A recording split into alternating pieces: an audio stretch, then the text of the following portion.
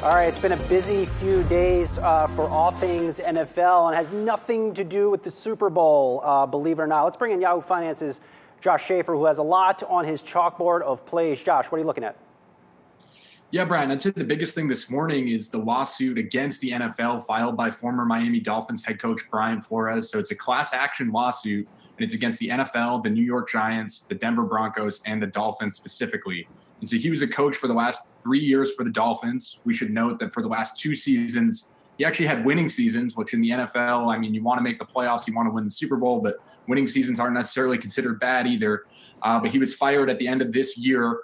And so he's now suing the team that fired him and a few other teams for the hiring practices, specifically the hiring practices and how he was treated when he was a coach. So he's claiming that the NFL has been biased in this process, and this is not the first time we've heard this. And so part of his lawsuit reads that the NFL remains rife with racism, particularly when it comes to the hiring and retention of black coaches, coordinators, and general managers. So I think you can see on your screen here, there are a lot more white coordinators, white head coaches, white general managers than there are black head coaches in the NFL. And so right now there's currently only one black head coach in the NFL, and that's in a league that has about 70% of the players that are black. So there's a big discrepancy there between the representation we're seeing for coaches and players. And what Flores is really harping down on here is what happens during the hiring process. So we know the NFL has had this rule called the Rooney Rule in place for about 2 decades now, and it's been updated a couple times. It requires NFL teams to interview diverse candidates. They have to interview at least 2 diverse candidates in their hiring process. And what Flores does in this lawsuit is kind of peel the onion back a little bit and show us that those hiring practices, while they're interviewing him, they might just be interviewing him to check a box. Kind of the key example here, which accuses the New York Giants of already knowing last week that they were going to hire the former Bills offensive coordinator Brian Daboll as their new head coach. Bill Belichick, Brian Flores presents texts that are allegedly from Bill Belichick that say that congratulate Brian on getting the job.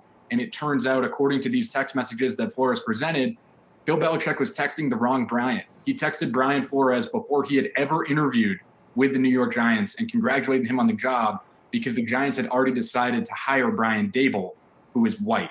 So that's going to be one of the key pieces of evidence in this lawsuit. We'll be looking at it kind of all day here on Yahoo Finance. We have some sports law experts coming on later to discuss that with us. And we should also note Flores is technically still interviewing with 2 teams, the Saints and the Texans, but it'll be interesting to see kind of how this case carries out against the NFL and maybe overshadows some of Super Bowl week coming up. Yeah, and speaking of overshadowing, I mean, as you say, this is a really important case and it's important allegations that he's making. At the same time that there are some other important stories going on within the NFL. There was Tom Brady yesterday, there's the Super Bowl, and there's also a new name for the Washington football team. It's not just known as the Washington football team anymore. Some people are calling this sort of the worst kept secret in football, but it's the Commanders. Yeah, Julie. So the Washington football team, after 2 years, for 2 years, they went without a name, essentially. They were the Washington football team all the way back to July of 2020. They announced this morning, you can see the video here of the new jerseys with a white, a red, and a black alternate jersey. They're now going to be the Washington Commanders.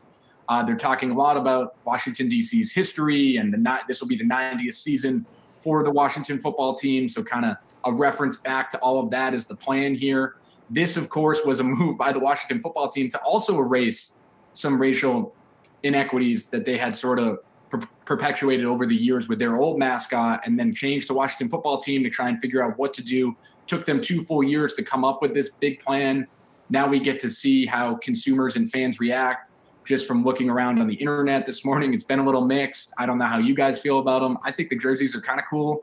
I know some folks here, I was talking to some of the producers beforehand, don't love the black jerseys, the alternates, but I think they might sell well. And in the NFL, that's really a lot of what they care about, right, is selling those jerseys and making sure people like the name.